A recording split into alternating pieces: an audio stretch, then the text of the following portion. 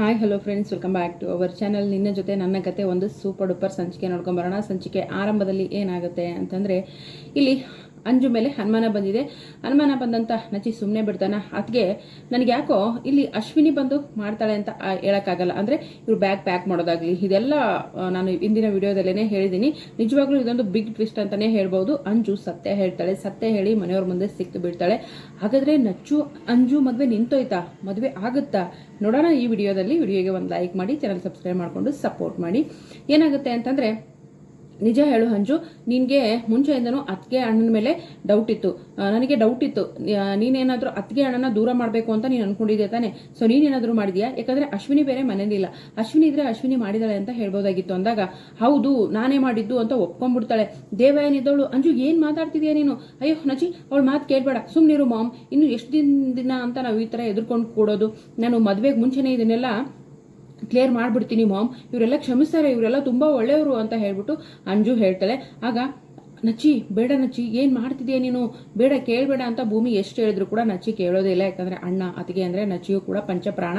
So ಹಾಗಾಗಿ ಅಂಜುನ ಕೇಳೇ ಬಿಡ್ತೇನೆ. ಅಂಜು ಇದ್ದಳು ಅವ್ರ ಅಮ್ಮನ ಮಾತು ಕೇಳೋದಿಲ್ಲ. ಅಮ್ಮ, ಮದುವೆಗಿನ ಮುಂಚೆ ಎಲ್ಲ ವಿಷಯನೂ ನಾನು ಕ್ಲಿಯರ್ ಮಾಡಿಬಿಡ್ತೀನಿ. ಹೌದು, ನನಗೆ ಈ ಟೀ ಅಂಗಡಿ ಮೇಲೆ ಕೋಪ ಇತ್ತು. ಅಜಿತ್ ನಾನು ತುಂಬ ಪ್ರೀತಿಸ್ತಾ ಇದ್ದೆ, ಪ್ರಾಣಕ್ಕಿಂತ ಹೆಚ್ಚಾಗಿ ಪ್ರೀತಿಸ್ತಾ ಇದ್ದೆ.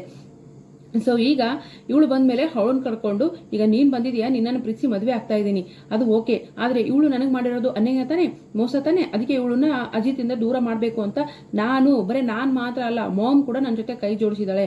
ಮಾಮ್ ಮತ್ತೆ ನಾನು ಸೇರೇನೆ ಇವಳು ಬಟ್ಟೆನೆಲ್ಲ ಪ್ಯಾಕ್ ಮಾಡಿ ಮನೆಯಿಂದ ಆಚೆ ಹಾಕ್ಬೇಕು ಅಂತ ಅನ್ಕೊಂಡಿದ್ವಿ ಅಂತ ಹೇಳಿದ ತಕ್ಷಣ ನಚ್ಚಿಗೆ ಕೋಪ ನೆತ್ತಿಗೆ ಇರುತ್ತೆ. ಅಲ್ಲಿಗೆ ಅಜಿತ್ ಕೂಡ ಬರ್ತಾನೆ. ಅಂಜು, ಏನು ಹೇಳ್ತಿದ್ಯಾ ನೀನು? ಅತ್ತೆ, ನೀವು ಕೂಡ ಕೈ ಜೋಡಿಸಿದ್ದೀರಾ ಅಂದ ತಕ್ಷಣ, ಅಯ್ಯೋ ಅಜಿತ್, ನೀವು ಅವಳ ಮಾತು ಕೇಳಬೇಡಿ, ಅವಳ ಮಾತು ನಂಬೇಡಿ. ಅಂಜು, ಏನಾಗಿದೆ ನಿನಗೆ? ಯಾಕೆ ಈಗ ಮಾತಾಡ್ತಿದ್ಯಾ? ಅಂಜು, ಇನ್ನೂ ಒಂದು ವಾರದಲ್ಲಿ ನಿನ್ನ ಮದುವೆ ಇದೆ ಅಂಜು ಅಂದ ತಕ್ಷಣ, ಮಾಮ್, ನನ್ನ ಮದುವೆಗೆ ಮುಂಚೆನೇ ಇದನ್ನೆಲ್ಲ ಕ್ಲಿಯರ್ ಆಗ್ಬೇಕಂತಾನೆ ನಾನು ಹೇಳ್ತಾ ಇರೋದು ಮಾಮ್.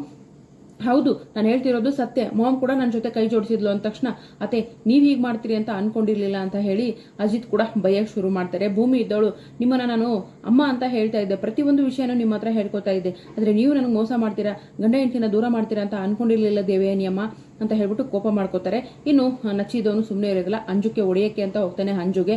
ಆಗ ಅಂಜು ಈ ಥರ ಎದುರ್ಕೊಂಡು ಹಿಂದೆ ಸರಿತಾಳೆ. ಅತ್ತೆ, ನೀವು ಇಂಥ ಕೆಲಸ ಮಾಡ್ತೀರಾ ಅಂತ ನಾವು ಅನ್ಕೊಂಡಿರ್ಲಿಲ್ಲ ಅಂತ ಹೇಳ್ತಾರೆ. ಅಂಜು, ಏನು ಮಾಡ್ತಿದ್ಯಾ ನೀನು? ನೋಡಿ, ಅವಳ ಮಾತು ನಂಬೇಡಿ ಅಂದ ತಕ್ಷಣ, ಅಲ್ಲ, ನಾವು ಹೊರಗಿಂದ ಯಾರು ನಮ್ಮನ್ನ ಬೇರೆ ಮಾಡ್ತಾರೆ ಅಂತ ಯೋಚನೆ ಮಾಡ್ತಿದ್ವಿ, ಆದರೆ ಮನೇಲಿ ಇದ್ಕೊಂಡೆ ನಮ್ಗೆ ಈ ರೀತಿ ಮಾಡ್ತೀರಾ ನೀವು ಅಂತ ನಾವೆಲ್ಲ ಅನ್ಕೊಂಡೇ ಇರಲಿಲ್ಲ ಅಂತ ಹೇಳ್ಬಿಟ್ಟು ಆಳೆ ಒಂದೊಂದು ಮಾತಾಡ್ತಾರೆ. ಸೊ ಅಂಜು ಸೈಲೆಂಟ್ ಆಗಿ ನಿಂತಿರ್ತಾಳೆ. ಹಾಗಾದ್ರೆ ಅಂಜು ನಚ್ಚಿ ಮದುವೆ ನಡೀತಾ? ಇದು ಕನ್ಸ?